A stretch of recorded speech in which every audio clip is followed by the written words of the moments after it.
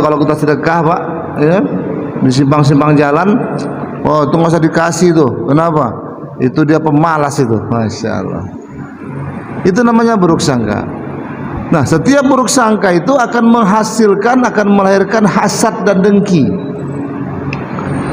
Hasad dengki ini ibu dan bapak dalam hadis Nabi dikatakan seperti mana api membakar kayu, hingga pada akhirnya sebesar apapun kayu itu tersisa hanya debu. Orang yang punya iri, dengki, hasad, sebanyak apapun amalnya, akhirnya hilang seperti debu.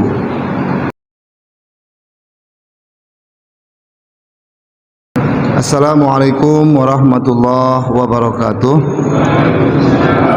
Alhamdulillah, wassalatu wassalamu ala rasulillah wa ala alihi wa sahbihi wa mawala. La haula wa la quwata illa billah. Yang berhormat Ketua dan pengurus Masjid As-Sakinah. As-Sakinah itu Pak maknanya tenang. Saking tenangnya Pak, kadang-kadang dengar ceramah sampai melayang Pak. Tapi yang pasti tenangnya itu adalah tenangnya hati. Tenang hati dikarenakan kita nikmat mengamalkan agama. Dan Allah SWT sampaikan dalam Al-Quran bahwa ketenangan itu hanya Allah berikan kepada hati-hati orang beriman. Huwallazi anzalas sakinata fi qulubil mu'minin. Yang mulia Pak Imam dan orang-orang tua kita yang berhadir, mudah-mudahan Allah Ta'ala berikan kebaikan dan keistiqomahan kepada kita. Bapak Ibu, di penghujung Ramadan yang kita lalui sampai dengan hari ini, ada baiknya kalau kita melakukan sedikit muhasabah dan perenungan terkait sejauh mana amal-amal kita ini terjaga dan terpelihara hingga sampai kepada Allah Subhanahu wa taala. Bermakna Bapak Ibu, ada kalanya orang yang sibuk mempersiapkan bekal amal, tapi ternyata amal-amalnya itu rusak dikarenakan melakukan beberapa hal tertentu. Allah Subhanahu wa taala sebenarnya menginginkan kalau amal-amal kita itu semuanya diterima oleh Allah Subhanahu wa taala. Tapi terkadang karena kelalaian kita dalam melakukan beberapa perbuatan menyebabkan akhirnya amal-amal kita itu rusak dan ditolak oleh Allah Subhanahu wa taala. Bahkan Bapak dan Ibu, amal-amal atau perbuatan-perbuatan yang bisa merusak amal itu tidak hanya menjadikan amal kita itu ditolak, tapi juga merusak diri dan jiwa si pelakunya. Dalam beberapa hadis Nabi SAW mengingatkan pada kita ada beberapa perbuatan yang bisa merusak amal. Sebanyak apapun amal-amal kita, jika kita melakukan perbuatan ini, maka amal-amal kita itu menjadi rusak dan ditolak oleh Allah Ta'ala. Yang pertama, ketika kita melakukan al-istighlalu bi uyubil khalq, ketika kita sibuk melihat aib orang lain Pak, sibuk mencari-cari salah orang lain, sibuk ngurus orang lain Pak, sementara diri kita pun tak terurus. Ya, kata Cak Lontong, jangan sibuk ngurusi orang, karena belum tentu orang mau dikurusi Pak. Mengurus orang lain, sibuk mencari aib orang lain, ini berdampak Pak kepada kesehatan mental kita rusak. Karena kita hanya akan melihat kekurangan-kekurangan yang ada pada orang. Bahkan cenderung pada akhirnya kita mengada-ngada. Setiap perbuatan yang orang lain lakukan, kita pandang daripada perspektif negatif. Itulah yang disebutkan Al-Quran dengan istilah su'uzon, buruk sangka, overthinking Pak. Iya, mengada-ngada. Wah, ini dia tak datang nih karena ini nih. Wah. Oh, dia tak mau bergabung lagi sama kita karena ini nih. Wah, Sama juga kalau kita sedekah, Pak, ya, di simpang-simpang jalan, oh itu nggak usah dikasih tuh. Kenapa? Itu dia pemalas itu. Masya Allah. Itu namanya buruk sangka. Nah, setiap buruk sangka itu akan menghasilkan, akan melahirkan hasad dan dengki. Hasad dengki ini, ibu dan bapak, dalam hadis Nabi dikatakan seperti mana api membakar kayu, hingga pada akhirnya sebesar apapun kayu itu tersisa hanya debu. Orang yang punya iri, dengki, hasad, sebanyak apapun amalnya, akhirnya hilang seperti debu. Bapak Ibu, ini yang perlu kita waspadai. Pertama, adanya rasa istighlalu bi uyubil khalq, sibuk ngurusi aib orang lain sehingga lupa aib sendiri. Yang kedua, baginda Rasul sering sampaikan pada kita, hati-hati dengan kiswatul qulub, keras hati. Iya. Hati yang tak mau diberikan nasihat, hati yang tak mau diingatkan, hati yang merasa diri kita paling benar, paling tahu segalanya, sehingga cenderung meremehkan apapun yang orang berikan pada kita. Dalam Al-Quran, Allah Subhanahu wa Ta'ala ingatkan, ini adalah perbuatan orang-orang yang ingkar kepada Allah Ta'ala.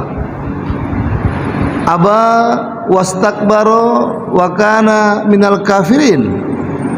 Orang yang aba ini Pak, orang yang merasa diri paling hebat, paling tahu, iya, sehingga menolak kebenaran, menolak nasihat orang lain.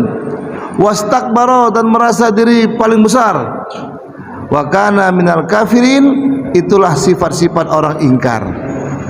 Ya. Tak mau dengar nasihat, Pak. Ada ceramah, pulang dibantu dia, Pak. Merasa Allah itu aja itu, ya kan? Memang Bapak, perkara agama ini, perkara yang itu aja diulang-ulang. Mana ada perkara agama yang baru-baru, Pak? Kalau ada perkara agama yang baru-baru, itu bid'ah namanya. Membaru-barukan agama, nggak boleh. Ya, perkara agama ini perkara yang lama-lama tapi terus diulang-ulang. Dan dakwah itu Pak, yang paling sempurna adalah azan. Allahumma rabba hadhihi da'wati tammah. Ya Allah, inilah dakwah yang sempurna. Itu doa kita ketika azan. Berarti azan itu dakwah atau nasihat yang paling sempurna. Coba kita lihat Pak, azan itu ada perubahan tidak sejak zaman Nabi sampai sekarang? Nggak ada. Azan itu Pak, sejak zaman Nabi sampai kiamat nanti redaksinya sama itu Pak. Terus apakah berani kita mengatakan, cobalah kita rombak azan biar paten dulu, ya kan? Iya. Kita rubah itu lafaznya. Ya, kemarin pernah dirubah itu Pak. As-salatu fi buyutikum, kacau ini. Itu bid'ah terbesar itu Pak. Tapi orang buat, lantak aja lah, ya kan? Kita ceramahkan, dimusuhi orang kita, ya kan? Ustadz gila itu katanya. Iya. Kita bilang nggak boleh tukar azan, nggak boleh tinggalkan masjid, nggak boleh gulung karpet, nggak boleh jarang-jarang. Wah, macam-macam. Gara-gara kita khutbah kan tuh Pak, 4 masjid yang tak membolehkan saya khutbah. 4 masjid Pak. Iya, langsung telepon, Ustadz, nampaknya bulan depan kita off Ustadz ya. Kenapa? Iya, ada yang tak senang Ustadz, lantak kau lah. Mudah-mudahan paling tidak sekarang baru terbuka minda dia Pak, bahwasanya apa yang dulu disampaikan itu insya Allah benar. Karena apa-apa kok. Nah itu kembali kepada kaji pertama. Karena kita sibuk buruk sangka, mengada-ngada, akhirnya jadi ada. Paling tidak adanya di mana? Di otak kita. Nah, itu Pak. Jangan mengada-ngada, nanti jadi ada. Di mana adanya? Di cara pandang kita. Di alam sebenarnya nggak ada, di alam maya kita yang ada, di alam bawah sadar kita. Bapak Ibu, kiswatul qulub, keras hati, tak mau dinasihati. Nah, ini akan merusak amal-amal kita. Padahal Allah Subhanahu wa Ta'ala sudah mengingatkan kita ini semua rugi Pak. Yang tak rugi cuma 4 golongan. Pertama, orang yang beriman, alhamdulillah sudah beriman. Beramal soleh, alhamdulillah sudah. Apakah yang dua ini membuat kita tak rugi lagi? Masih rugi, Pak. Apa upaya kita supaya jangan rugi? Wa tawassaw bil haq wa tawassaw bis sabr. Kita mau dinasihati dan mau menasihati. Bukan hanya mau menasihati, tapi siap untuk dinasihati. Jadi take and give, gitu Pak. Harus ada begitu dia. Ada kalanya kita dinasihati, kita dengar. Ada kalanya kita menasihati. Apabila itu kita lakukan, barulah kita tidak tergolong orang yang rugi. Jadi kalau ada orang menasihati kita, harusnya Pak, kita berterima kasih, bersyukur, berbahagia. Karena apa? Apa yang dilakukan menyelamatkan kita daripada kerugian. Wal asri innal insana lafi khusr. Kiswatul qulub. Ini merusak ini Pak. Masya Allah. Ya, jangan kita ogah mendengarkan kebaikan. Karena kebaikan itulah yang akan menjauhkan kita daripada keburukan. Rumus hidup ini Pak, kita berada di 2 kutub. Kalau kita tidak berada di kutub kebaikan, kita akan berada di kutub keburukan. Maka ketika ada orang yang menyatakan kebaikan, menyampaikan kebaikan, berbahagialah, karena berarti kita sedang berada di kutub sana. Ketika kita tolak, maka bahaya. Kenapa? Tanpa sadar kita sudah berada di kutub sebaliknya, kutub keburukan. Bapak Ibu, kiswatul qulub. Yang ketiga, penyakit hati, amal-amal yang bisa merusakkan kebaikan kita adalah kata Nabi, hubbud dunia. Orientasi yang berlebihan kepada duniawi. Sehingga Bapak Ibu, dia lupa bahwasanya kehidupan ini yang sebenarnya adalah di akhirat. Hubbud dunia ini Bapak Ibu, ciri-cirinya adalah apapun yang dilakukan itu hanya untuk kesenangan dunia, kemewahan, pangkat, jabatan, dan seterusnya. Ketika berbenturan antara keinginan duniawi dan keinginan akhirat, dia akan menangkan keinginan duniawi. Itu ciri Pak hubbud dunia. Ya. Sedang bisnis Pak, sedang kerja, sedang nangani proyek, ya kan? Ada pula panggilan azan, ya kan? Alah nanti ini, ya kan? Ini sayang ini ditinggalkan, rugi gitu nih, sekian M ini, kira-kira gitu. Ya. Oh, triliun ini, berapa? 270 triliun. Iya. Semua semua agama-agama tinggalkan ya. Ini bahaya ini Pak, bahaya ini. Jangan Pak. Orang yang hubbud dunia itu akan menjadi pangkal segala macam keburukan. Hubbud dunia ra'sun kulli khatiyah. Kalau orang sudah hubbud dunia, maka yang haram-haram, yang Allah larang dikerjakan semua itu Pak. Yang penting senang. Aku senang, persetan orang susah karena aku. Persetan semua itu Pak. Yang penting aku senang, aku menang. Itu Pak. Orang kalau sudah hubbud dunia, maka biasanya suap, riba itu diabaikan semua itu Pak. Padahal itu dosa-dosa besar tuh Pak. Riba, oh kan? Kita tahu Pak, dosa riba itu sama dengan berzina dengan orang tua kandung. Ya. Tapi gara-gara hubbud dunia, ya, kalau nggak riba Pak, macam mana bisa punya harta? Ini bahaya ini Pak. Iya. Kita nak pakai mobil juga, kita nak punya rumah mewah juga, ya kan? Duit tak ada, akhirnya apa? Ya, hal-hal yang dilarang agama kita lakukan. Pak, kalau nggak nyuap Pak, macam mana mau naik pangkat Pak? Wah gini, bagaimana mau dapat jabatan Pak? Nggak ada makan siang gratis, nothing lunch free. Ya. Mesti bayar Pak. Jadi ya itu namanya transaksional. Oh ya, membayarnya itu untuk mendapatkan sesuatu. Itu adalah mirip seperti jual beli. Berani Pak orang berfatwa begitu Pak. Menyogok itu dia katakan adalah sebuah bisnis transaksional.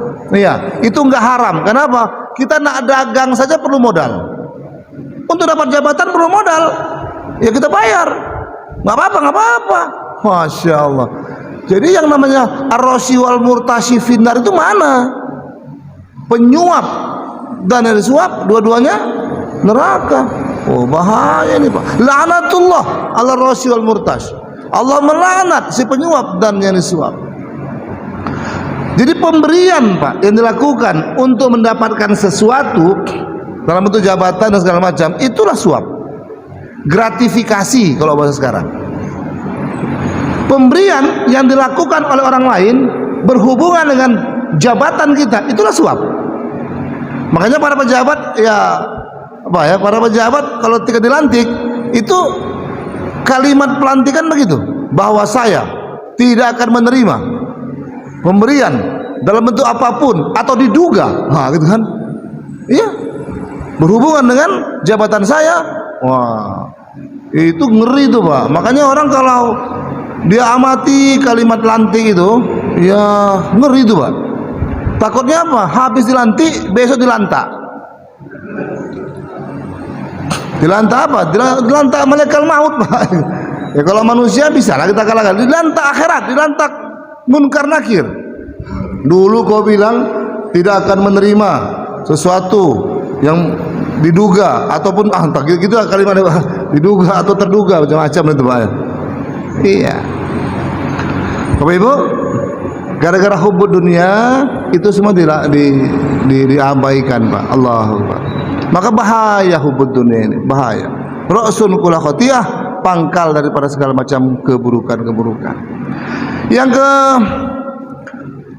kelima, Bapak Ibu, ya, kata Nabi SAW, yang keempat, ya, sesuatu yang bisa merusak amal itu adalah qillatul haya, hilangnya rasa malu.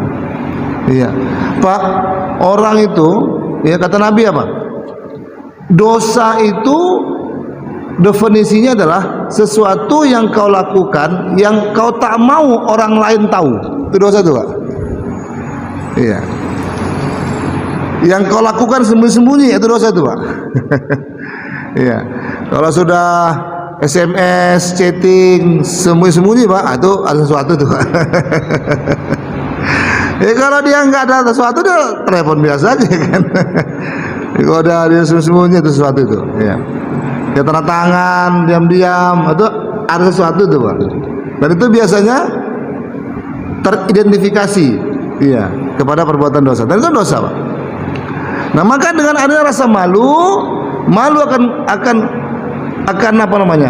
Akan pemantauan Allah SWT, dia tidak akan melakukan perbuatan dosa. Nah ketika hilangnya rasa malu, akhirnya dia akan lakukan segalanya. Kata Nabi apa? Idza lam tastah fasna' ma syi'ta. Kalau kau sudah hilang rasa malumu, maka kau akan melakukan apapun saja yang kau mau. Padahal Pak, rasa malu itu sebagian daripada iman. Al haya'u syu'batum minal iman. Pertajam rasa malu Pak, pertajam. Malu nggak ke masjid gitu Pak. Iya. Malu nggak berjemaah, iya Pak. Malu kalau ada orang meninggal tak datang, itu perlu Pak. Jadi rasa malu itu ditanamkan untuk perbuatan-perbuatan yang baik. Iya. Ini pula malu ke masjid Pak. Harusnya orang malu tak ke masjid, ini malu ke masjid. Pak, ke masjid apa? Malu lah saya. Iya, kenapa lah? Ke masjid kok malu? Tak ke masjid yang malu Pak. Gitu. Pak berjemaah lah Pak salatnya Pak. Malu lah Pak. Jangan, tak berjemaah yang malu. Qillatul haya, hilangnya rasa malu menyebabkan amal-amal kita menjadi rusak. Yang kelima Pak, kata Nabi SAW adalah tulul amal, panjang angan-angan. Orang Pak kalau sudah panjang angan-angan, dia lupa bahwa saya sebentar lagi dia mati. Ini masalah ini Pak. Iya. Yang dia bayangkan bagaimana nanti sekian, saya nak ini, saya nak itu, Masya Allah. Kadang-kadang Pak ada tua-tua pun masih pikir bagaimana kalau bisnis kebun, bisnis udah itu Pak, 60 tahun, 70 tahun masih sibuk lagi bisnis. Iya. Nanti untung tak dapat, mati yang dapat Pak. Tidak. Iya. Oh Pak, kita kan hidup ini harus berusaha mati-matian.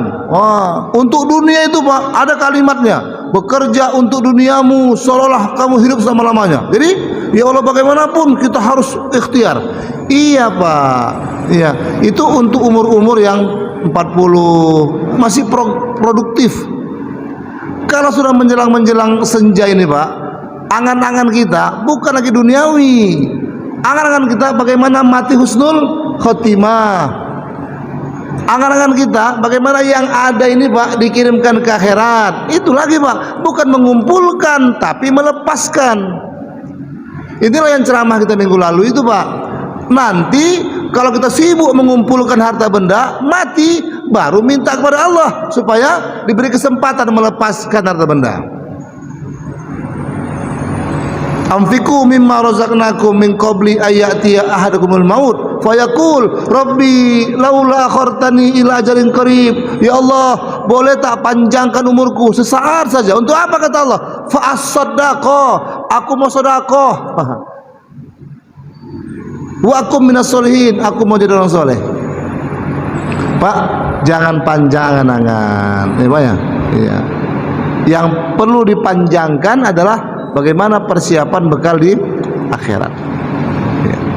Yang keenam yang terakhir, kemudian Bapak, yang merusak amal-amal kita itu adalah zulmun la yantahi. Kezoliman, kemaksiatan yang tak segera dihentikan. Pak, maksiat itu bahaya, Pak. Maksiat itu bukan saja membuat amal kita rusak, membuat tempat tinggal kita sengsara di akhirat, tapi maksiat itu juga merusak diri kita hari ini dan kini. Kenapa perbuatan itu dilarang Allah? Pasti merusak, pasti membahayakan, pasti membuatkan keburukan. Ketika kemaksiatan terus lagi dan lagi kita lakukan dan kita tidak menghentikannya, secara amalan kita rusak, secara diri pun kita rusak. Jiwa rusak, ya, ya. Jasad rusak, ya, minum umpamanya Pak, ya, khamar, itu dosa sudah, ya, dosa ya. Badan rusak juga, kan rugi Pak, rusak luar dalam, kan, rudal Pak, rusak luar, rusak dalam, ya, iya, iya, iya. Semua kemaksiatan itu Pak, itu berimpact kepada diri dan jiwa. Ya, maka itu Pak hentikan. Kata Nabi apa? Kalau kau tidak menghentikan keburukanmu hari ini, maka jangan khawatir, jangan heran kalau kau nanti mati dalam keadaan maksiat. Nauzubillah. Kata Nabi Pak, cara mati seseorang itu sebagaimana kebiasaan hidupnya. Dan bagaimana cara dia dibangkitkan, sebagaimana cara dia mati. Nah, jadi ada hubungannya Pak. Kebiasaan dengan cara kematian dengan cara kita dibangkitkan. Kalau kita kepingin agar cara kebangkitan kita baik, dibangkitkan dalam keadaan baik, maka perbaikilah kebiasaan hidup kita. Nah, ini yang Bapak buat ini bagus-bagus ini Pak. Kebiasaan dengan ceramah, ya. Ini paten kan ini Pak, ya kan? Iya. Macam Pak PED ini Pak. Oh, kebiasaan tolabul ilmi beliau tinggi nih Pak. Iya. Di mana-mana ada tausiah dia datang, dan insya Allah mudah-mudahan akhir hayat beliau sedang dalam keadaan seperti ini. Amin. Husnul khotimah Pak. Yang kita harapkan nih Pak, hidup kita mati husnul khotimah, tak ada lagi Pak. Mati jadi orang kaya, harta dibagi-bagi. Mati dalam keadaan ya sedang menjabat, lepas itu jabatan tadi bawa mati, semua tinggal. Tapi mati dalam keadaan beramal, inilah yang akan membahagiakan kita sampai bertemu Allah nanti. Ibu bapak, zulmun la yantahi, kemaksiatan yang tak dihentikan, itu pun akan merusak amal-amal kita. Mudah-mudahan kita semua Pak tergolong orang-orang yang terselamat amalnya dari 6 perkara yang kita sampaikan tadi. Kita sengaja Pak mempersingkat ceramah karena tadi pesan Pak Ali kita akan perpanjang dialog sampai pagi nanti. Pokoknya kita beri kesempatan Pak untuk kita berdiskusi Pak, ya. Ya, mumpung ini pertemuan terakhir kita, ya. Mudah-mudahan Allah panjangkan umur kita ya Pak ya. Tahun depan jumpa lagi insya Allah. Kalau tidak ya jadikanlah ini sebagai kenang-kenangan terakhir kita, ya kan? Paling tidak kita bisa mengatakan, oh udah meninggal Pak Rizaldi. Oh ya, terakhir kami ceramah di As-Sakinah. Tapi jangan lupa Pak, kalau saya meninggal, doakan saya lah Pak ya. Ini banyak dosa Pak, Masya Allah. Silakan Pak Absi, Masya Allah. 5 penanya pertama kita bagi hadiah. Makan apa? Buka puasa bersama dia sakinah. Itu dia. Waalaikumsalam warahmatullahi. Ustaz, tadi yang dilarang dengan seperti gratifikasi. Karena posisi kita ini sudah di bawah, tapi yang atas bintang harus disupport itu. Kalau tadi urusan kamu diselesaikan, jadi kita tidak paksa. Hah? Kita sudah tahu semua, tapi atasan meminta. Iya. Gimana tuh Pak ya? Baik, satu persatu lalu jawab ya, satu ya. Baik, Bapak, Masya Allah. Memang inilah yang namanya kalau kata Peramli Pak, cobaan. Terkadang kita dihadapkan pada kenyataan yang kita dituntut untuk istiqomah apa lemah. Nah, gitu. Istiqomah atau melemah, ya kan? Karena yang pasti hidup kita ini Pak akan dihadapkan kepada dua hal tadi, kebaikan dan keburukan. Nah, kalau kita yakini Pak bahwasanya ada Allah Subhanahu wa taala yang mengatur hidup kita, kita yakin Pak Allahus Somad, Allah tempat bergantung. Kita yakin Pak yudabbirullahu samawati wal ard, Allah telah mengatur apapun yang ada di langit dan di bumi. Harusnya Pak keyakinan itu melahirkan kemampuan untuk mengatakan say no to gratifikasi. Kan pesan KPK begitu Pak, walaupun KPK sendiri melakukan korupsi. Kan di standing banner di kantor kita begitu Pak ya, pesan KPK say no to gratifikasi. Halah macam betul aja dia bergratifikasi. Paling tidak terlepas daripada pelakunya, pesan moral yang disampaikan itulah kebenaran sejati Pak. Kita harus berani mengatakan mohon maaf Pak, kalau saya harus membayar, ini berarti saya telah melakukan gratifikasi. Saya telah menyuap ke Bapak. Yang saya khawatirkan bukan apa-apa, saya dan Bapak sama-sama jalan ke neraka. Pak mau tak ke neraka Pak? Bilang aja gitu Pak, ditakut-takuti dia ya kan. Kalau saya kasih nih Pak, berarti saya membuka jalan Bapak menuju ke neraka. Saya di belakangnya. Nggak enak kita Pak kumpul di neraka, enak kumpul di surga kita Pak. Kenapa? Karena Allah Nabi katakan ar-rashi wal murtash finnar, penyuap dan yang di dua-duanya Pak kena. Pak, inilah ladang dakwah kita sebenarnya. Berani mengatakan tidak untuk sesuatu yang Allah katakan tidak. Qulil haqqa walau kana murron, katakan yang benar walaupun itu pahit. Maknanya apa Pak? Kita berani mengatakan tidak walaupun resikonya kita nggak dapat. Kan pahit tuh Pak. Itu loh yang pahit itu. Kita tahu ini kalau tak kita berikan kita nggak dapat. Tapi apalah arti kehidupan dunia dibandingkan panasnya neraka di akhirat nanti. Itu lagi-lagi Pak kembali kepada hubud dunia tadi. Kita berani untuk mengorbankan dunia kita untuk mendapatkan kesenangan di akhirat nanti. Kami doakan Bapak untuk bisa mengatakan tidak ketika ya atasan meminta gitu ya. Itu ujian kita Pak, itu ujian kita, tantangan. Dan ini bukan terjadi pada seseorang, saya kira ini berlaku pada hampir banyak tempat Pak. Iya. Karena hari ini Pak ada sebuah anggapan sogok menyogok itu hal yang biasa. Membiasakan perkara yang tak biasa ini berbahaya Pak. Iya. Sampai akhirnya nanti kita membenarkan apa yang salah. Wah, ini adalah merupakan dosa double. Sudahlah dosa melakukan kesalahan, dosa membenarkan kesalahan. Ditiru orang Pak, akhirnya dosa jariah pula dapat. 3 kerugian Pak. Itu Bapak itu dulu buat begitu, ya kan? Berarti nggak apa-apa lah. Bapak itu kan ustad, jenggotnya panjang kata Pak. Bagaimana kita Pak?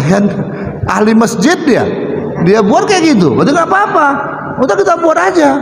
Berapa banyak yang buat karena melihat kita, akhirnya maaf nauzubillah kita mendapat kiriman dosa. Itulah yang disebut dengan nama dosa jariah, dosa yang pahalanya dosa yang perbuatan yang dosa yang terus mengalir. Karena apa? Kita mencontohkan seperti itu. Semoga Allah beri kekuatan Pak ya. Masya Allah. Biarlah nggak dapat, yang penting tidak berbuat. Nah, kan rugi dunia ora apa-apa, rugi akhirat bakal ciloko. Nah, gitu deh Pak. Pak Ali, masya Allah.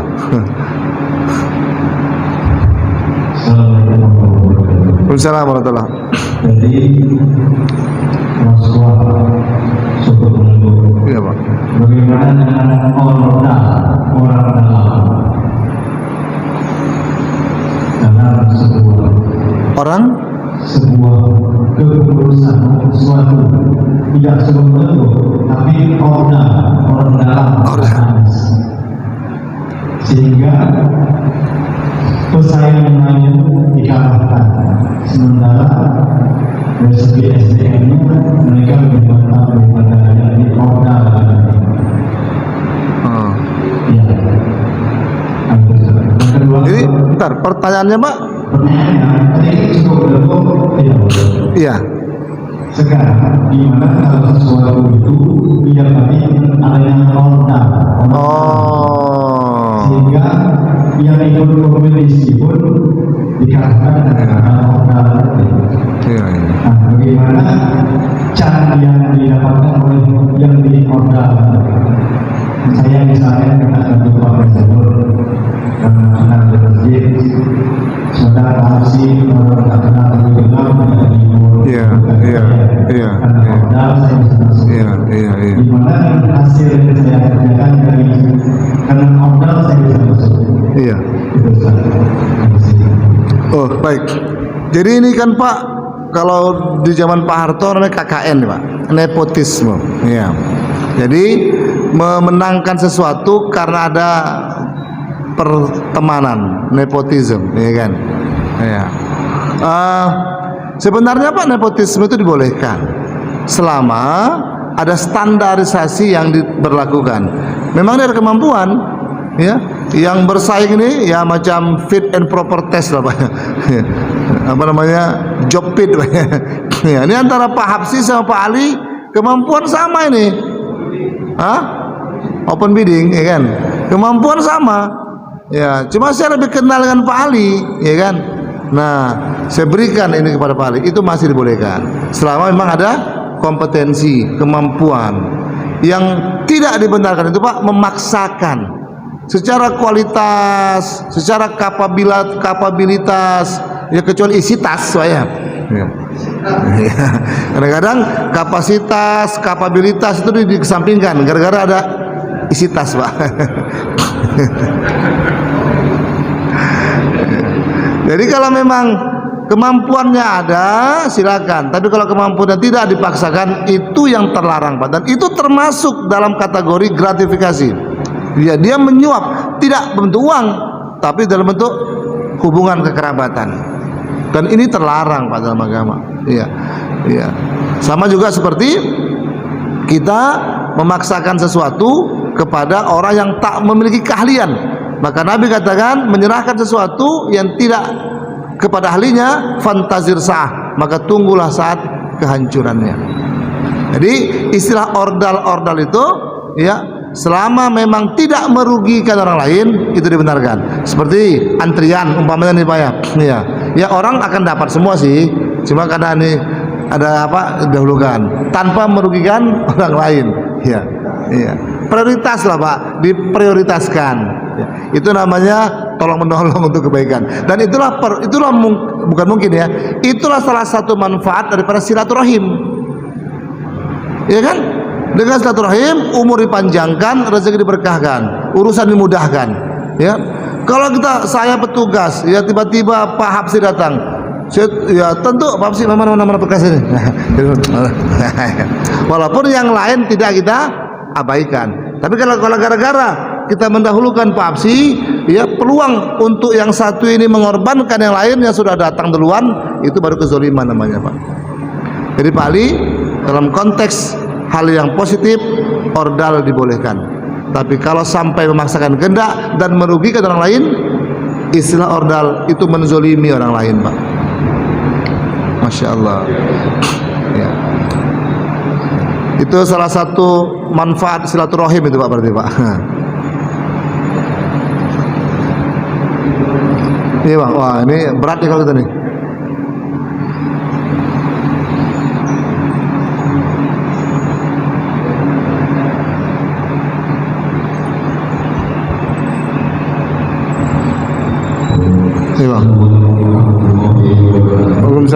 Masya Allah. Berhubung yang ngurusin orang lain, Iya bang. kami pimpinan serikat memang didoktrin terlalu ngurusin orang lain. Hampir mirip bersama kita waktu di sama-sama di FKMB. Iya bang. Kebetulan saya yang mengkonsep FKMB dulu sama Bang Hai dan Rahmat. Masya Allah. Satu angkatan juga. Iya. Jadi memang itu kami didoktrin harus selalu mengurus urusan orang lain, khususnya di serikat. Karena karyawan gajinya kurang, nggak boleh kita. Gajinya nggak beres, karyawan nggak boleh kita. Pemerintah dalam ini standarnya nggak beres, karyawan nggak boleh kita. Memang kerja kami selalu Ngurus orang lain. Jadi gimana terus? Iya, Masya Allah. Baik, kalau ngurus orang lain untuk membantu orang lain itu malah dianjurkan. Wallahu fi aunil abdi maka al abdu fi auni akhi. Allah akan menolong seseorang hamba ketika dia mau menolong orang lain. Kalau itu ngurus yang benar, itu bagus Pak. Bapak Ibu jangan segan untuk kita mau membantu orang lain. Karena apa? Setiap bantuan yang kita berikan akan kembali kepada kita. Tidak ke kita pun Pak, itu pasti ke anak kita, ke keluarga kita. Setiap kebaikan yang kita tabur pasti akan menuai kebaikan pula. Itu ngurus yang betul tuh Pak. Tapi yang kita maksudkan tadi sibuk ngurus aib orang lain. Wah ini dia, aibnya diurus. Wah bukan kebaikan diurus. Ya. Oh ya, oh ya, iya itu diurus untuk diperbaiki Pak. Karena niatannya bukan untuk merusak tapi untuk memperbaiki. Dan ini salah satu pengamalan daripada Nabi. Ya, apabila kau lihat kemungkaran, man ra'a minkum munkaron falyughayyirhu biyadi. Kau harus rubah. Itu tugas Abang. Dan itu perbuatan yang dibenarkan. Jadi itu bukan ngurusi aib, tapi ngurusi kezoliman, ngurusi kemungkaran. Nampak kemungkaran, lakukan 3 perkara. Rubah dengan tangan, kekuasaan. Kita ketua SPSI, kita kepala daerah, kita punya jabatan. Gunakan jabatan kita itu untuk merubah kemungkaran.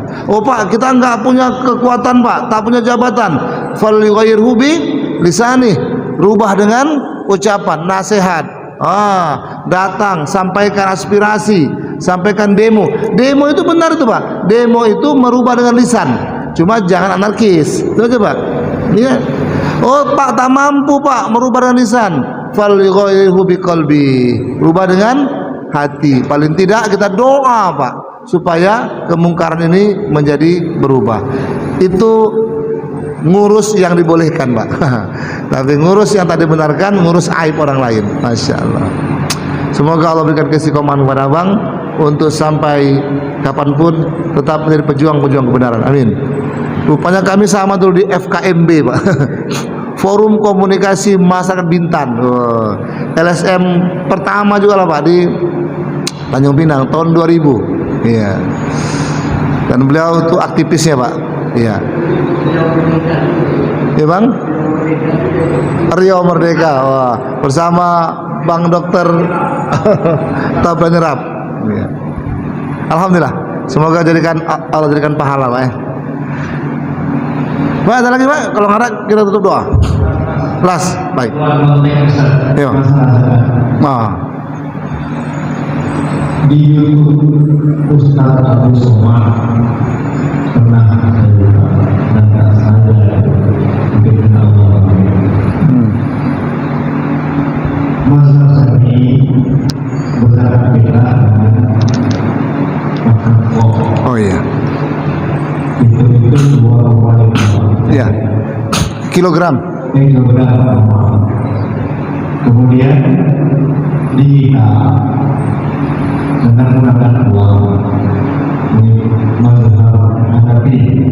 Ya. Iya. Penyampaian dari UAS mengatakan kalau kita dengan uang Iya. kita harus ikut persentase bagian dari Hanafi, Iya. yaitu 3,25. Tapi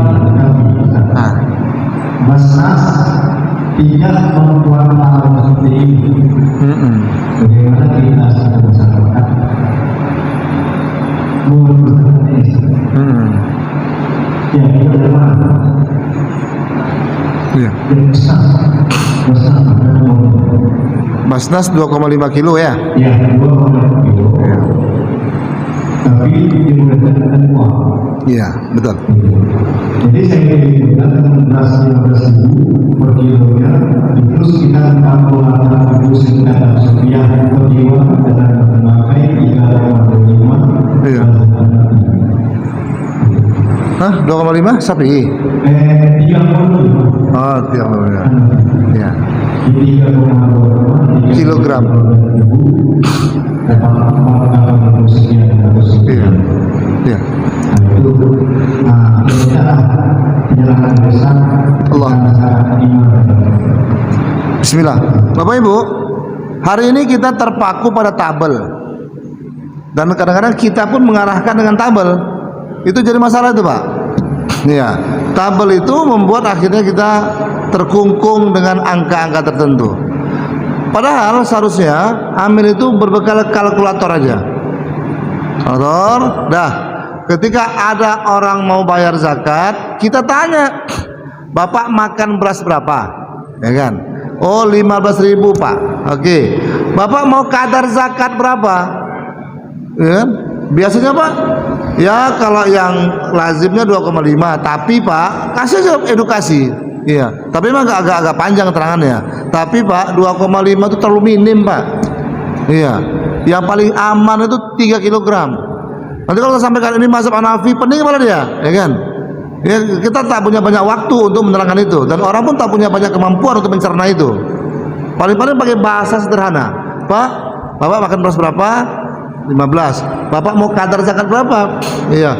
Kan biasa 2,5 Pak. Betul, itu dibolehkan Pak. Tapi itu pas-pasan banget Pak. Khawatir nanti kalau nggak sampai targetnya, zakat kita berubah jadi sedekah. Kalau kami usul, bagaimana kalau dilebihkan Pak? Kan dilebihkan itu pahala makin banyak, berkah makin banyak, insya Allah harta kita makin berlimpah. Kasih dia fadilah-fadilah Pak. Dalam beramal ini makin banyak makin bagus. Jadi bagaimana Pak? 3 kilo jauh lebih bagus. Angka 3 kilo itu agak aman tuh Bang. 3 kilo. Nah, jadi 15 kali 3 kilo 45.000. Udah, kita bermain di kalkulator aja, kali 5 orang, tank segini aja Pak. Iya. Jadi kita kalau kita sodori itu, nanti dia langsung menuju ke tabel itu Pak. Jadi memang perlu diberikan sedikit informasi, edukasi kepada si muzaki, ya, supaya apa? Supaya dia lebih hati-hati dalam zakatnya. Saya tak menyarankan 2,5 Pak. Di mana-mana saya ceramah, tetap saya katakan 3 kilo Pak. Itu agak lebih aman. Ya paling tidak, ya reasoningnya Pak ya. Fidyah dan zakat itu satu paket. Fidyah besarnya 1/4 zakat. 1/4. Kalau zakat itu ukurannya sok di zaman Nabi, fidyah itu ukurannya mud. Mud itu 1/4 sok. Ya. Sok itu 4 kali mud. Oke. Sok itu Pak, yang fidyah itu kan besarnya 7 on. 7 on. Berarti kalau fidyah 7 on, zakatnya 7 kali 4. 2,8. Macam mana bisa dapat angka 2,5? Nggak dapat, nggak ketemu tuh Pak. Di buku panduan Ramadan itu pun amil basnas itu nggak konsisten itu. Dia sebutkan fidyahnya 1 mud, ya kan? Zakatnya 2,5, itu udah nggak sinkron ya. Kemudian fidyah 1 mud diuangkan 25.000. Itu lebih nggak sinkron, itu ngaco lagi tuh Pak. Bayangkan kalau 7 onnya 25.000, sekilonya berapa itu?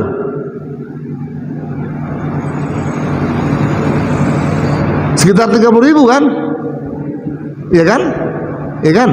Kalau diarahkan mud itu, fidyah itu 7 on diuangkan 25.000, maka logikanya 1 kilonya 30.000.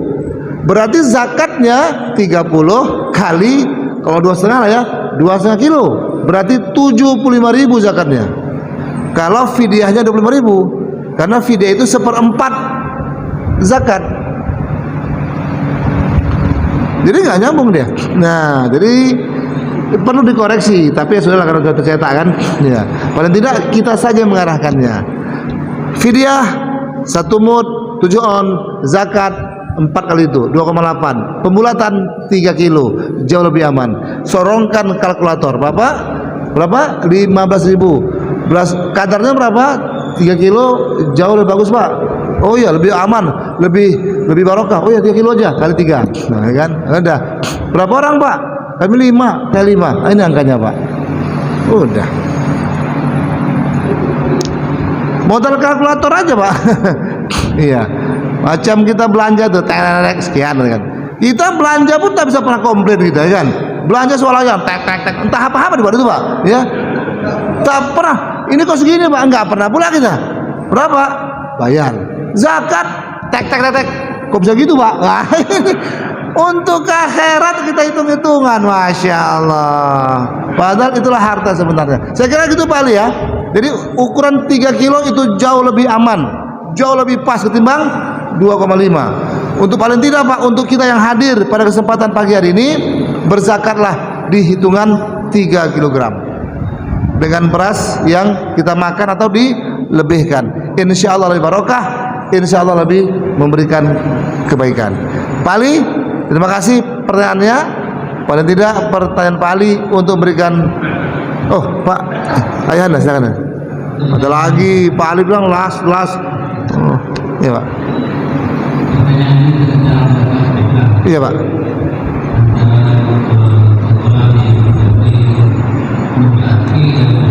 Oh iya Pak, iya Pak. Karena keadaan ekonomi yang tidak memungkinkan, ini tidak diwajibkan untuk membayar. Iya Pak.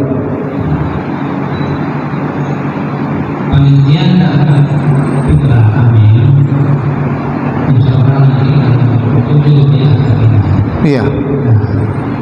begitu mustahil ini menerima lalu dia berkeinginan untuk membayar berarti dari mustahil menjadi mustahil. Iya. Apakah itu dibolehkan atau wajib? Pertanyaan Bapak sangat bagus. Pak, Bu, saya izin. Itulah perbedaan mendasar antara zakat fitrah dan zakat mal. Kalau zakat mal ada persyaratan yang harus dipenuhi, baru ada kewajiban zakatnya. Hartanya lewat nisab, berarti orang kaya dia, ya kan? Hartanya tersimpan selama setahun, ada periode penyimpanan dan segala macam. Ada persyaratan. Orang yang menjadi mustahik untuk zakat mal ya, nggak mungkin jadi muzaki. Karena apa? Dia akan terkena ataupun dia tidak akan mampu memenuhi persyaratan pertama, nisab, hartanya melewati batas ukuran tertentu. Zakat fitrah Pak, tak ada nisab. Kata Nabi, zakatul fitri, zakat fitrah itu dibayarkan al-hurru bil hurri, orang hamba maupun orang yang merdeka, wal ghina wal fakiri, orang kaya maupun orang fakir, al-zakari wal unsa, laki-laki maupun perempuan. Semua orang wajib bayar zakat fitrah selama pertama dia hidup di malam 1 Syawal, ya kan? Ya, kalau dia mati tak lagi Pak. Contoh, ada yang mati sekarang, ya, apakah nanti malam raya ataupun besok boleh tak keluarganya menzakatkan fitrahnya? Tak bisa lagi Pak. Orang yang bayar zakat fitrah itu kalau dia ada napas di malam 1 raya. Ya, itu pertama. Yang kedua, wajib orang bayar zakat fitrah selama dia masih ada simpanan sebesar 1 takaran zakat pada malam raya, pada malam 1 Syawal. 1 takaran zakat kita sepakati 3 kilo dari bayar. Ya. Di rumah dia masih ada beras 4 kilo, maka yang 3 kilo zakatkan. Kalau Pak memang di rumah kami Pak cuma tinggal 1 kilo lah beras Pak ya, itu berarti sudah tidak ada kewajiban zakat. Memenuhi 1 ukuran zakat pun tidak mampu. Ya, oh Pak memang di rumah kami nggak ada beras Pak. Ya, apa benda pun tak ada. Oke, handphone ada. Tinggal handphone satu. Jual handphone tuh Pak. Gitu dia. Ada modal orang miskin begitu Pak. Beras tak ada, benda tak ada, handphone ada Pak. Plus paket data baru diisi semalam 100.000. Ada pula. Pak, untuk zakat fitrah semua ada kewajiban. Nah, jika terjadi kasus yang macam Bapak katakan tadi, benar adanya. Itulah salah satu manfaat kalau zakat fitrah dibayarkan di awal-awal. Untuk orang yang miskin papa kedana sekalipun, yang tak punya apa-apa, begitu dia dapat zakat, dia boleh menzakatkan kembali. Artinya terjadi perubahan status seketika dari mustahik menjadi muzaki. Harus itu Pak, harus. Walaupun, izin Pak, walaupun satu keluarga itu adakan kepala keluarga menanggung anak-anak dan istri, ya, istri satu, anak tiga. Pak, tapi Pak, uang kami nih Pak hanya bisa membayar zakat untuk satu orang. Bayarkan zakat untuk satu orang atas nama satu keluarga. Sah, sah, dikarenakan ketiadaan. Yang penting satu waktu itu dia sudah melepaskan kewajiban zakat. Pak, izin Bu, kenapa sedemikianlah ditentukan agama? Walaupun miskin papa kedana tetap harus berzakat fitrah.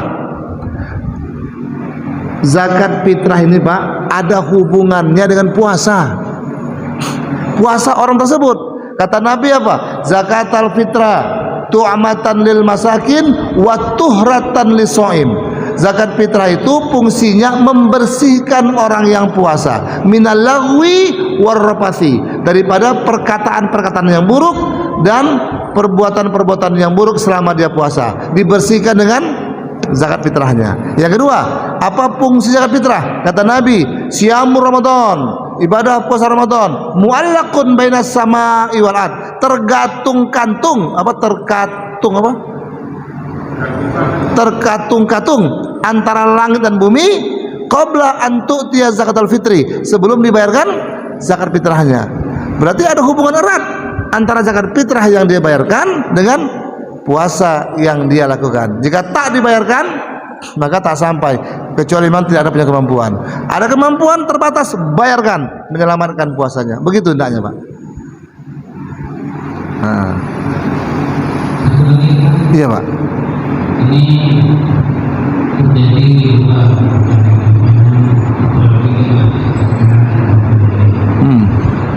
tentang ambil. Iya. Yang hak ambil ini, apakah seorang amil ini boleh juga menerima asnaf sebagai fisabilillah? Oh iya.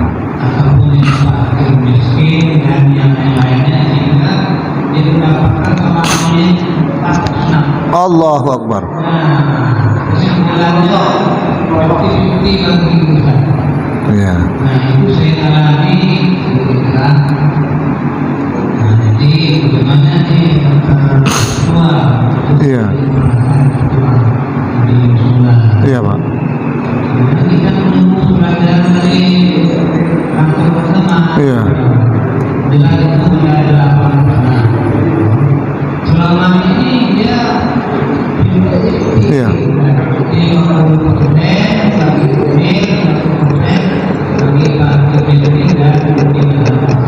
Iya Pak. Baik.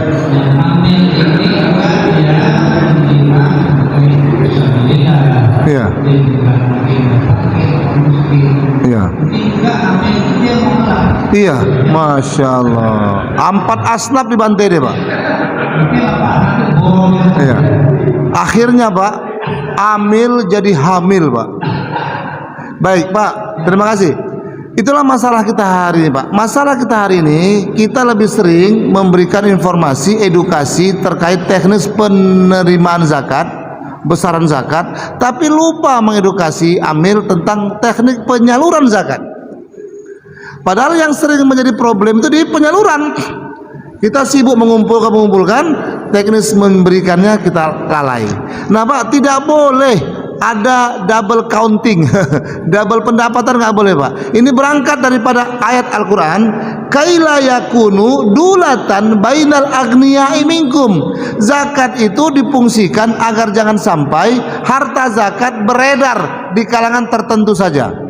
Itu dimaknai Pak, jangan sampai beredar di kalangan tertentu, jangan sampai zakat itu menumpuk ke satu asnaf tertentu. Nggak boleh, mesti ada pendistribusian zakat secara merata. Dengan kata lain, kalau ada amil kebetulan miskin juga, ya kan? Ya kan? Maka kita mensiasati begini. Untuk Pak Ahmad yang diamil, kita berikan jatah amil. Kan itu kan kalau kita bagi zakat itu kan per jiwa, Pak ya. Ya, per jiwa. Sebagusnya dibagikan per jiwa, bukan per kakak, Pak. Iya. Kalau per kakak akhirnya tak timbul pemerataan. Iya. Ya, Pak.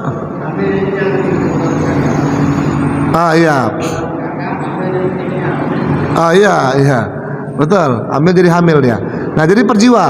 Jadi kalau ada satu keluarga 4 jiwa, yang satu keluarga 6 jiwa, kalau per kakak ini kan bagi rata. Padahal tingkat kebutuhannya beda, maka dia per jiwa. Nah, si Pak Ahmad tadi karena dia jadi amil, dia diberikan jatah amil.